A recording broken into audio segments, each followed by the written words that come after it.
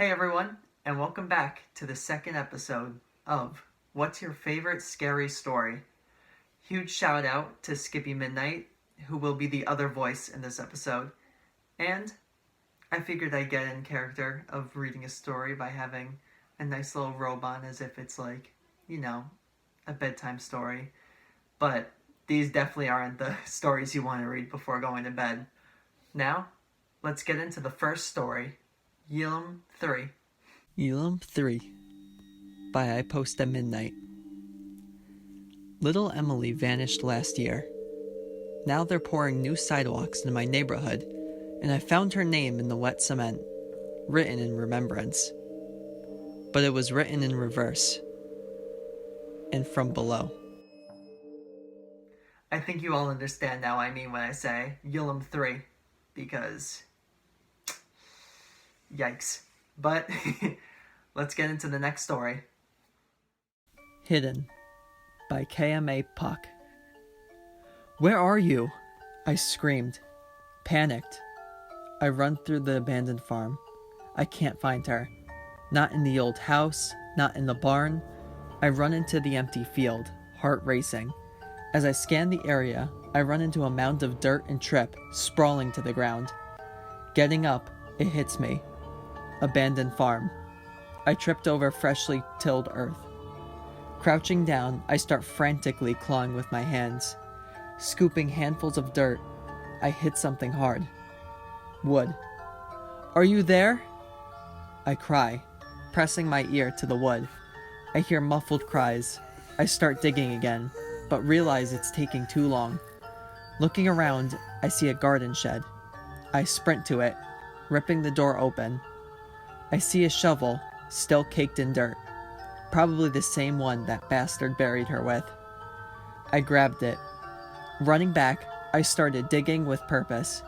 Soon the wooden box is exposed. I toss the shovel and rip open the crate.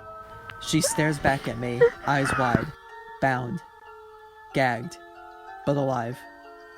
I sigh with relief. Thank God.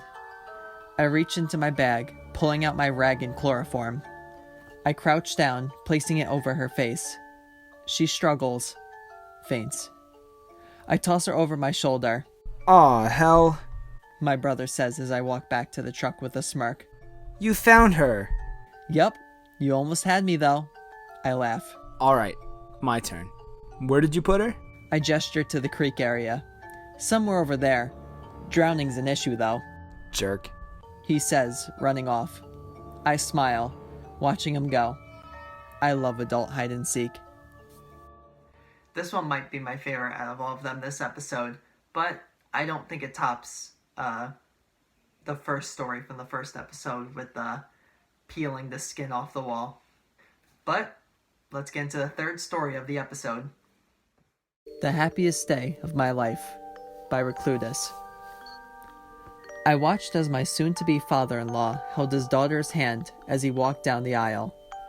Tears streamed down his face as the wedding march that played in the background reminded him that, in a few minutes, he would be watching me hold his daughter's hand and slipping on her ring. He walked up to the altar, and I took hold of her hand, grinning ear to ear. It was the happiest day of my life. My bride's father got down on his knees and started begging. Please. I've done what you asked. Just please give my daughter back. I glared at him. Shut up and stop ruining the moment. If you sit back down and enjoy the ceremony, maybe I'll tell you where I've hidden the rest of her body. This one honestly had quite the plot twist. At first when I was reading it, I thought I knew what was going to happen, but it took a completely left turn out of nowhere, which I really appreciated, and I think this is a top-tier scary story. But we may be saving the best for last with this story, Nap in the Car. Nap in the Car by _B_O_O_. Mommy always leaves me and Daddy home on Saturday nights, and me and Daddy always go get ice cream in the car after dinner. I have to sit in the back seat until I'm a big boy. I go in the kitchen to see what Daddy is cooking for dinner after my Barney movie is over, but he's not in there this time. I saw a note on the counter that said Mommy and Uncle James were going somewhere together. I'm not sure. I don't read that good. I go find Daddy in the garage. I shut the door behind me like I'm supposed to. Daddy's in the car, and he already has it turned on. We must not be eating dinner tonight, only ice cream. I get in the back seat behind Daddy since I'm not a big boy yet. Daddy doesn't say anything when I said hello to him. Maybe he can't hear me over the loud car. I think I'll take a nap on the way to get ice cream. I feel kinda sleepy. This one had my jaw dropped while I was reading it. Like, once they mentioned the kid going into the car and, like, it being on in the garage, I was like, oh no, please, no, don't do this. And they went for it, and I really appreciated that. And I think if we're ranking the stories this episode, I'm gonna have to go number 1. That might be a little bit too high. Number 1, we're gonna do Nap in the Car. Number 2, we're gonna do Hidden. Number 3, we're gonna do The Happiest Day of My Life. And then number 4, which I don't think it's like number 4 the worst one, but I think the least exciting one of this episode is Yulum 3. So thank you everyone for watching. Leave a comment down below which one you thought was the scariest, or if you agree with me.